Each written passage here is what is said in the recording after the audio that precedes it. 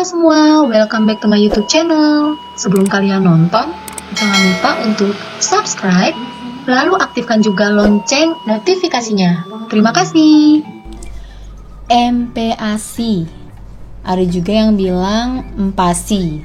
Itu adalah singkatan dari makanan, pendamping, air, susu ibu. Jadi, waktu baby saya mau memasuki usia 6 bulan, pas imunisasi ke DSA-nya itu sekalian bahas tentang MPASI pertamanya nanti. Sebelumnya saya mau cerita sedikit tentang bayi saya. Jadi baby saya itu ada alergi terhadap protein susu sapi. Ketahuannya dari mana? Ya, jadi waktu itu pas baru lahir, baby saya itu campur susunya itu Sufor dan ASI. Sufornya itu merek S26. Kalau belum tahu gambarannya seperti di samping. Itu kenapa pakai susu formula pada saat masih newborn, masih baru lahir? Itu karena baby saya itu sempat dirawat di ruang perina. Terus dia kan diinfus antibiotik tuh selama seminggu. Nah, jadi selama dikasih antibiotik itu lewat infus, itu perut nggak boleh kosong sama sekali. Sedangkan pada saat masih baru-baru kan produksi ASI masih belum begitu banyak ya kan. Jadi deh akhirnya minum susu formula untuk newborn, khusus newborn, dan itu mereknya S26. Terus keluar dari rumah sakit, selesai dirawat, masih tetap lanjut tuh S26-nya sambil sering-sering pumping, sambil memperbanyak produksi ASI saya sendiri. Nah, akhirnya sampai di umur baby saya 2 bulan itu muncul kayak jerawat gitu di pipinya, di pipi kiri keluar jerawat-jerawat kecil, terus hilang, muncul di sebelah kanan jerawat-jerawat kecil gitu, merah-merah kecil. Ini kenapa gitu kan? Saya bingung gitu. Akhirnya kita pada saat cek ke DSA lagi, sekalian imunisasi lagi, ternyata disitulah baru ketahuan kalau itu ternyata alergi terhadap protein susu sapi. Nah, di dalam Sufor S26 itu kan ada kandungan protein susu sapinya, dan baru ketahuannya pas baby saya umur 2 bulan. Akhirnya konsultasi sama DSA-nya terus bilang, "Oh, ya udah stop aja Sufor S26-nya, stop. Baby-nya juga udah 2 bulan, ASI-nya juga udah mulai banyak." Jadi saya disarankan oleh DSA-nya untuk stop Sufornya dan dilanjutkan dengan full ASI. Semenjak full ASI itu, berat badan baby saya itu tiap bulan itu naiknya pas-pasan. Jadi nggak yang bagus banget gitu, tapi nggak yang jelek juga, cuma ngepas banget gitu berat badannya. Nah, saya taunya dari mana lagi tuh? Saya taunya dari grafik berat badan bayi ideal menurut WHO. Kalau kita lihat seperti ini nih grafiknya, Mams. Nah, bagian vertikal ini adalah berat badan bayinya. Ada tulisan 2, 3, 4, itu maksudnya 2 kilo, 3 kilo, dan seterusnya. Kalau yang horizontal ini adalah umurnya. 1 bulan, 2 bulan, 1 tahun, gitu ya, Mams. Nih, saya perbesar ya. Jadi, baby saya baru lahir, itu berat badannya 3,4 kilo. Sesuai garis warna hijau ini nih, kelihatan ya, Mams. Nah, bulan ke bulan bayi saya itu malah ngikutin garis orange yang ada di bawahnya itu. Harusnya kan garis hijau terus ya, karena kan dari awal kan hijau. Makanya jadinya jatuhnya pas-pasan deh. Oke, saya juga mau kasih tahu patokan sederhananya untuk teman-teman semua. Cara hitung berat badan ideal baby kita itu bisa dipatok mulai dari rata-rata baby baru lahir normal itu 3 sampai 3,5 kilo. Terus pada saat umur 5 bulan itu 2 kali berat badan lahir. pas umur 1 tahun itu 3 kali berat badan lahir. Itu cara menghitung berat badan ideal baby kita ya mams. Nah, kurang lebih seperti itu ya teman-teman tentang bahasan berat badan bayi yang ideal. Kembali lagi ke cerita baby saya. Jadi karena pertimbangan pertama, berat badan baby saya pas-pasan gitu kan. Kedua, ada alergi protein susu sapi. Karena dua alasan itu, DSA baby saya menyarankan untuk MPASI-nya nanti pada saat 6 bulan adalah bubur baby instan. Dan DSA-nya sendiri merekomendasikan bubur bayi instan, mereknya itu Milna Good Meal. Gambarnya itu seperti ini. Milna bubur bayi Good Meal ini adalah makanan pendamping ASI untuk si kecil usia 6 bulan ke atas yang alergi susu sapi. Nah, Milna Good Meal ini dibuat tanpa susu sapi, kasein, gluten, dan mensubstitusi protein susu sapi dengan protein soya. Jadi penggantinya itu adalah soya. Dan protein ayam juga ada di dalamnya. Jadi supaya si kecil yang alergi susu sapi seperti baby saya tidak kekurangan asupan protein. Lengkap sih kandungan yang ada di dalam bubur ini mams. Kandungan gizi mikro dan makronya juga udah cukup ya. Jadi saya nggak khawatir kasih makanan instan juga ke baby saya karena sama-sama sehat. Tapi ya teman-teman, penting untuk diketahui, saya nggak menyarankan teman-teman di sini untuk ikut seperti saya. Pertama, konsultasikan terlebih dahulu dengan DSA baby-nya masing-masing. Saya selalu konsultasi sekecil apapun mengenai baby saya ke DSA-nya.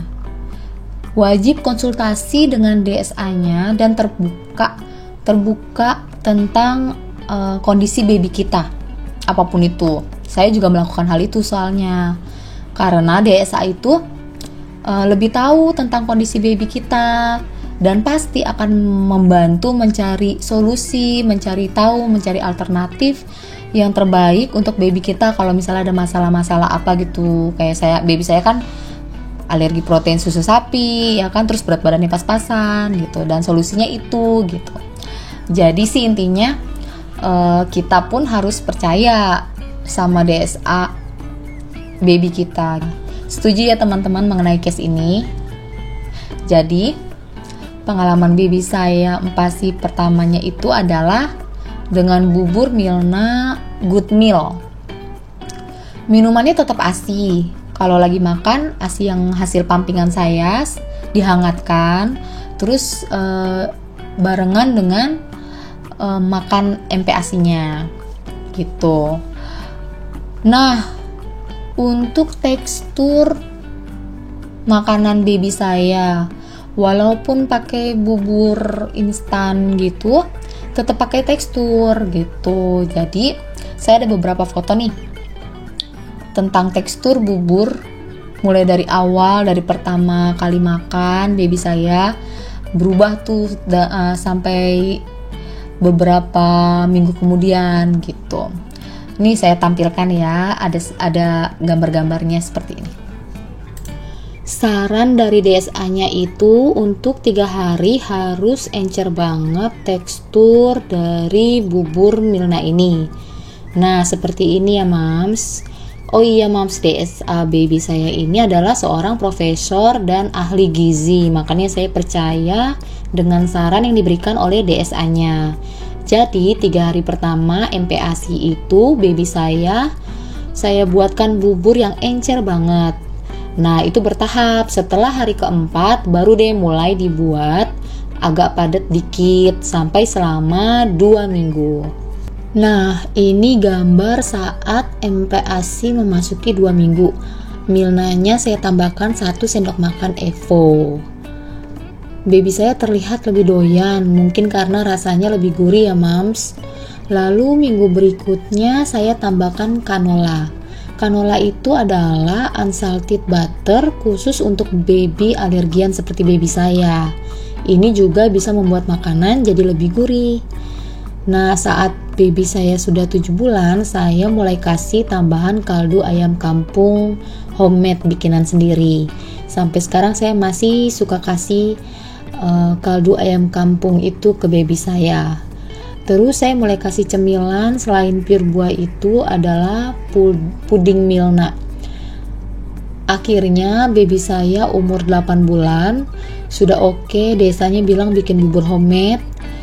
Seperti ini penampakan teksturnya ya mams yang saya buat, seneng banget dan baby saya juga doyan banget. Mungkin karena rasa baru kali ya, jadi excited gitu dianya. Beberapa hari kemudian baru deh saya buat mulai agak padat bubur nasinya. Seperti ini mams, tahapan padatnya saya tampilkan ya.